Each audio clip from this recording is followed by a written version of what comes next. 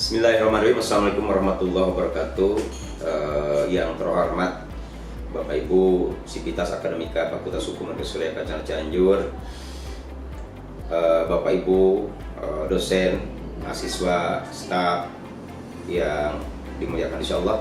Alhamdulillah, syukurillah, saya Dedi Mulyadi mewakili Dekan Fakultas Hukum Profesor Dr. Hajah Heni Nur Aini SHMH bermaksud ingin menyampaikan rencana perubahan tentang perubahan kurikulum MBKM Fakultas Hukum Unsur tahun akademik 2022 ya. Dan insya Allah di dalam perubahan ini kita akan melaunching tentang program khususan hukum pemilu ya. Dasar daripada perubahan kurikulum ini yang pertama tentu Fakultas Hukum Universitas Surya Kencana ini mempunyai akreditasi A. Jadi ini saya kira salah satu modal sosial yang kami sampaikan ya. Dalam implementasi pembelajarannya kami sudah menerapkan kurikulum Kerangka Kualifikasi Nasional Indonesia atau KKNI dengan model Merdeka Belajar Kampus Merdeka atau model MBKM. Nah, Fakultas Hukum secara berkala dan berkesinambungan selalu melaksanakan evaluasi kegiatan kurikulum ya, evaluasi kegiatan pembelajaran ya. Di tahun 2022 ini ya, berdasarkan penelitian yang sudah kami lakukan dari berbagai kurikulum yang ada di Fakultas Hukum seluruh Indonesia, maka jatuh kepada pilihan ya, berdasarkan kepada kebutuhan stakeholder, maka jatuh kepada pilihan dengan membuka program kekhususan pemilu ya. Jadi ini hasil penelitian yang sudah kami lakukan selama 3 bulan ya. Kemudian ya, kurikulum dimaksud ya sejalan dengan perkembangan kebutuhan peranata demokrasi di Indonesia ya, dimana kalau kita bicara tentang pemilihan umum maka di dalamnya ada pilpres, ada pileg, ada pilkada. Tentu di Kabupaten Cianjur barusan sudah kita melaksanakan dalam bulan-bulan ini sedang melakukan pilkades ya. Ini adalah saya kira peranata demokrasi yang membutuhkan tentu sumber daya manusia ya. Sebagai instrumen daripada pemilihan umum ya secara berjenjang ya, berkesinambungan, maka kalau kita lihat instrumen yang pertama tentu ada Mahkamah Konstitusi ya, ada Mahkamah Konstitusi, ada juga KPU, ada juga Bawaslu, kemudian juga ada KIP ya, kemudian ada DKPP, ada Gakumdu ya, pemantau pemilu independen, dan lembaga riset pemilu ya. Selama ini Bapak Ibu semua, sumber daya yang dibutuhkan untuk mengisi kelembagaan tersebut maka diisi oleh para praktisi demokrasi dengan berbagai latar belakang pendidikan yang berbeda ya. Ini yang saya kira juga penting. Nah, berdasarkan hal tersebut maka sebagai upaya dalam menjawab kebutuhan pemenuhan sumber daya kelembagaan pemilu di atas, maka Fakultas Hukum akan melakukan perubahan ya kurikulum di tahun 2022 ini ya, dengan maksud menyediakan sumber daya yang dibutuhkan dengan latar belakang pendidikan hukum pemilu ya. Berharap melalui penambahan kebijakan atau perubahan kebijakan program khususan ini menjawab kebutuhan akan pemenuhan sumber daya manusia di atas ya.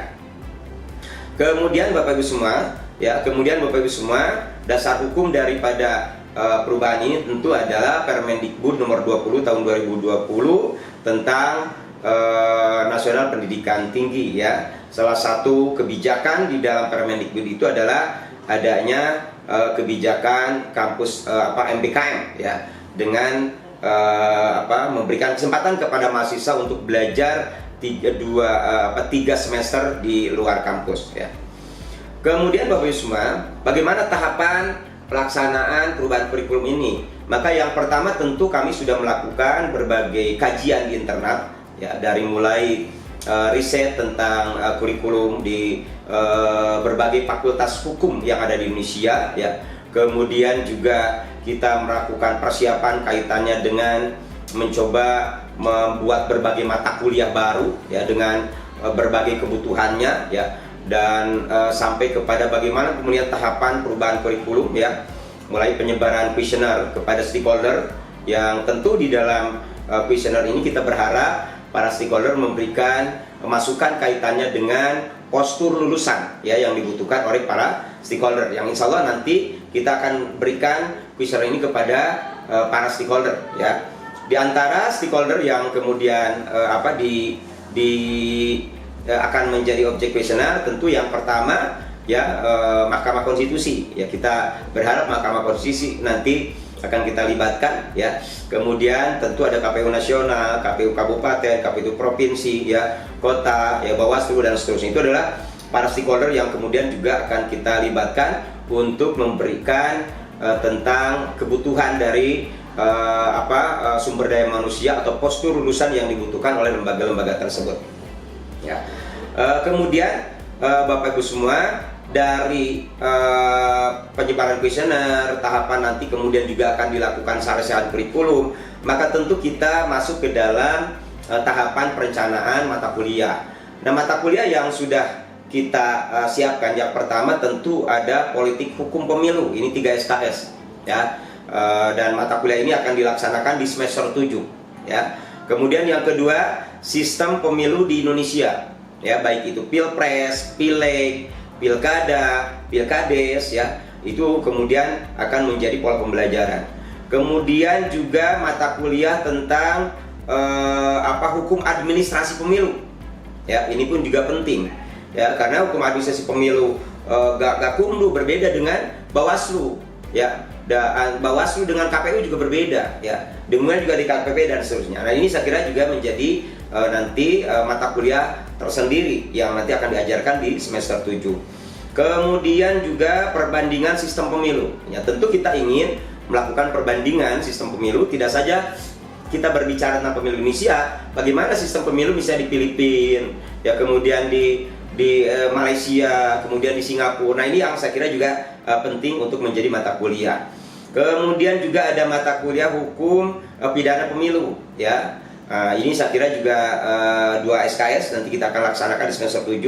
Kemudian juga ada kemahiran hukum acara pemilu ya. Ini juga 2 SKS ya.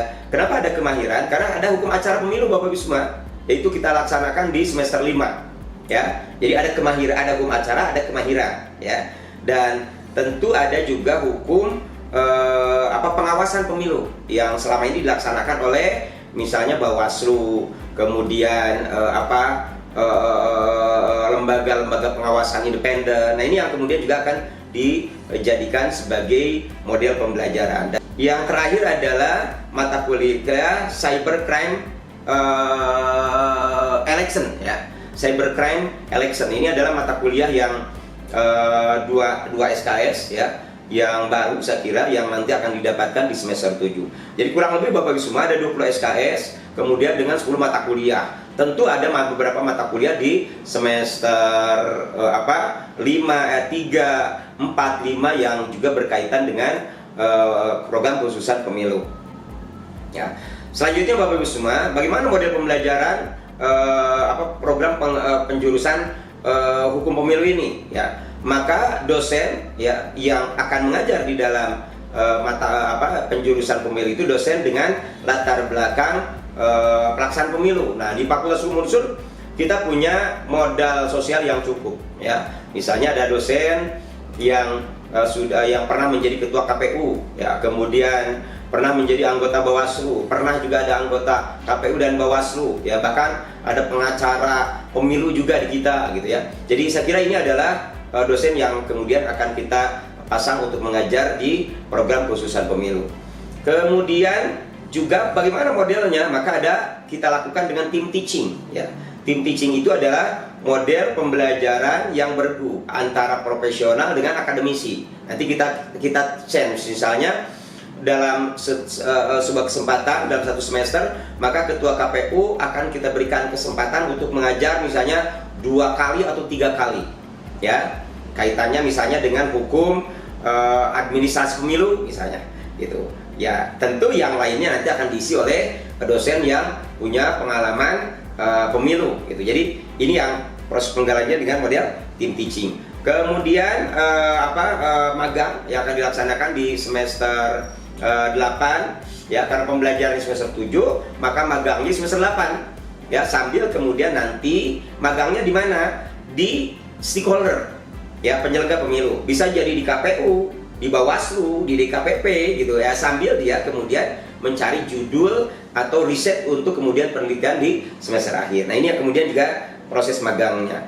Kemudian dari proses magang ini Bapak Ibu semua, model penerimaan mahasiswa barunya. Maka ada dua model. Model yang pertama adalah model PMB ya, dengan masuk dari semester 1 sampai semester 8 ya, karena ada mata kuliah hukum pemilu yang kemudian kita tempatkan di semester 3, 4 dan 5 ya, dan semester 7 ya. Kemudian yang kedua adalah model pertukaran mahasiswa sesuai dengan kurikulum MBKM ya. Nah, untuk model yang kedua ini, penerimaan mahasiswa baru yang kedua ini, maka dari kampus-kampus yang luar daripada Fakultas Hukum Unsur boleh masuk ke Fakultas Hukum Unsur ya, yang ingin menjadi profesional pemilu yang melalui tadi pertukaran mahasiswa di semester 7 gitu ya.